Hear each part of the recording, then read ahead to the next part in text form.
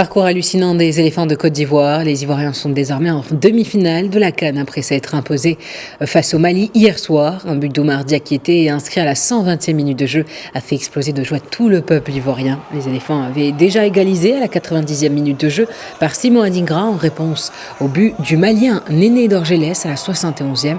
En demi-finale, la Côte d'Ivoire affrontera la République démocratique du Congo. Certains journalistes ont exprimé leur avis après le match. Je vous propose de les écouter.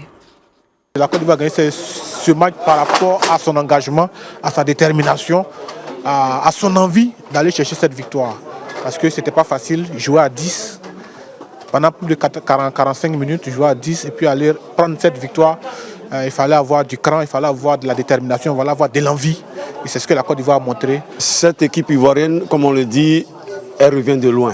C'est une ressuscité. Et comme on le dit souvent en français ivoirien, on n'a plus rien à perdre. Donc elle joue sans réserve, elle se lance, elle se dit, elle a avec elle le facteur chance. Elle a avec elle son public, elle se dit, mais pourquoi pas? C'est une équipe qui, à mon avis, ne réfléchit plus, elle se dit, pourquoi pas? Et lorsqu'on se dit pourquoi pas, on n'a plus de limites. Moi, j'ai déjà vu cette équipe du Mali jouer contre le Burkina à Korogo. Elle était fringante, elle avait un milieu de terrain assez dynamique. Ce soir, ce qui a manqué, je pense, c'est de n'avoir pas tué le match. Ils avaient l'occasion de tuer lorsqu'on obtient un penalty, qu'on le rate. Après le penalty, on a un carton rouge pour nous permettre de jouer en supériorité numérique. Et lorsqu'on est techniquement aussi fort, on doit pouvoir aller au bout et marquer ce deuxième but-là qui va faire le break. Tant que la Côte d'Ivoire a 1-0, la Côte d'Ivoire est toujours en vie.